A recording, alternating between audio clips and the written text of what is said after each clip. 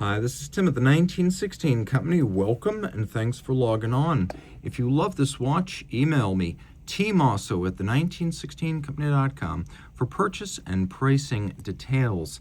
And in grade 5 titanium, this is a 2009 model year 1,500 piece limited edition from Jaeger-LeCoultre. You're looking at the Master Compressor Diving Chronograph GMT Navy SEALs. And I was in the Navy. I can guarantee you SEALs don't wear stuff like this into combat, but it is a fun association, and the SEALs do like to showboat when they are not on duty. So this does actually seem like something they would wear casually, along with their famous predilection for Rolex. This is a watch that offers a lot of star power when you're not on the job. It is a serious dive watch that also includes a second time zone, that also includes a chronograph. And in grade 5 titanium, it is large at 14.3 millimeters in diameter. It is 17.8 millimeters thick and 55 millimeters lug-to-lug with a 23 millimeter spacing between the lugs. When I throw this on my wrist, which is 16 centimeters in circumference, it comes surprisingly close to looking okay. Despite my wrist being small, something about it seems purposefully large. It's an instrument, so legibility is aided by the size. And while it's definitely over the top in terms of presentation and billing, I actually think this could work on my wrist. It's borderline, but if your wrist is, let's say, 17 centimeters circumference and up, you're going to have no trouble wearing this. I'm almost making it work on a 16 centimeter wrist. You may wonder, is it toy-like? So how heavy is it? Because it's titanium. Some people don't like the feel of a titanium watch. I can guarantee you it's definitely not toy-like. We'll throw it on the scale, and you can see it's an easy 146.48 grams once we factor out the tag. So it's not like it's an insubstantial thing. It's made more wearable by the titanium, but not freakishly light. We've got this lovely bellows style rubber strap. There's some hollow on the bottom to increase the flexibility as well as vent the wrist. You can see this is a brand new JLC factory strap, a very simple buckle that matches the case itself. The case with a few polished highlights. You can see there's an expanding bevel on the edge of the lugs. Most of this is satinated, though we do have some polished elements such as the knurling of the bezel. The compressor crowns, the JLC original invention that has proved to be vindicated by time. It was a very clever design, and through the years, people have begun to look at this nostalgically and wish JLC had continued the system, because this is a 1,000-meter diver. Watch what I have here, a winglet system that gives me a color-coded warning, red you're dead, and then once I turn it, only a half turn, white you're tight. And it's that simple. And it has practical benefits. Aside from being easier to manipulate when your hands might be wet, sweaty, gloved, or grimy, it's very hard to accidentally jump in the water with this red signal that you need to lock your crown. And also because all it does is compress and decompress the seals. It's not threading a stem tube assembly through the seal back and forth, back and forth. So in that regard, it preserves the crown seals the same way the Panerai device does.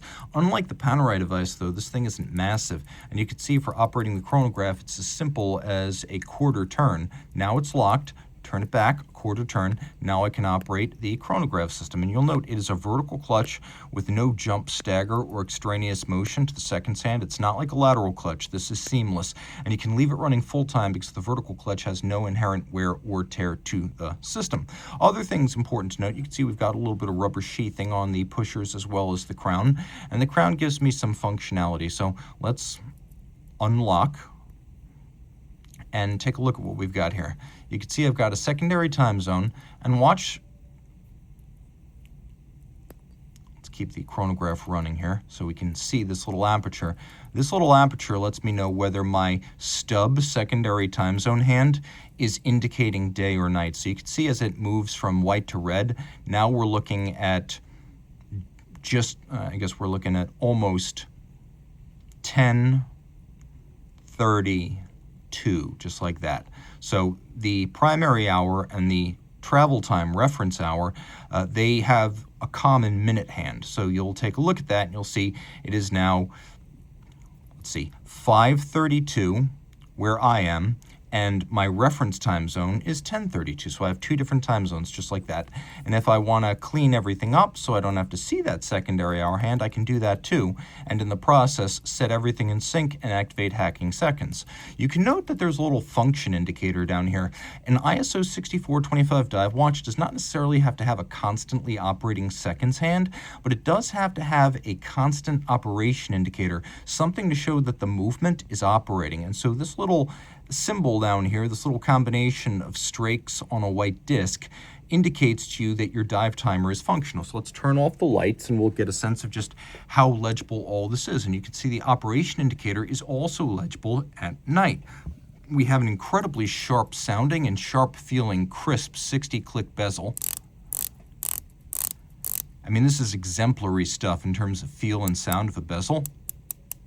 Line that up with the minute hand, which allows you to time two events concurrently with the chronograph. Now you can time your dive. We have a ceramic insert on the bezel for scratch resistance. Then we have a dial that features a bunch of raised indices and numerals. If you look very closely, you can see how they're raised up off the dial. And then we've got a combination of sort of a matte center with a granular hour track, instantaneous jumping minutes. Note the use of a double spoke design for the hands themselves, and we have inside a Jaeger-LeCoultre 757. Taking a look at the back, you can see this movement went through the master 1,000 hours control, a 41+ day test of chronometry, durability, power reserve, winding efficiency, and it's a full cased up watch test, so it would have included water resistance too. And since water resistance in an ISO 6425 diver requires a unit by unit, that is universal overpressurization test, you know that this watch was tested to 1,250 meters before it left the JLC factory. That's what it means to do a universal unit-by-unit overpressure test. The 757 is a unidirectional winding automatic manufacture chronograph caliber with ceramic bearings for even greater winding efficiency, twin barrels, a 65-hour power reserve, a 4 Hz beat rate, 45 joules in this application, stop seconds, a system that allows you to set two different time zones, vertical clutch and column wheel. And you can see how in one direction I set the quick set date, and then in the other direction I set that secondary time zone. So I do both from the intermediate setting position of the crown. And it's free sprung for greater durability, the free sprung balance allowing for very precise adjustment. And then you can see this watch made of grade 5 titanium, with the image on the back being the warfare device or qualification pin for the Navy SEALs. So you have the trident, the anchor, the gun, and the eagle. And other than EOD, that's probably the absolute coolest warfare device of any U.S. Navy community. And so you will have that on your wrist to remind you of the commitments of the U.S. Navy SEALs. So there is lots to love here. A watch that's full of features and has a fun military association, which, if a little bit absurd, is probably in keeping with the idea of a luxury watch itself, which is a little bit absurd. So reach out to Team Mosso at the 1916company.com for purchase and pricing details.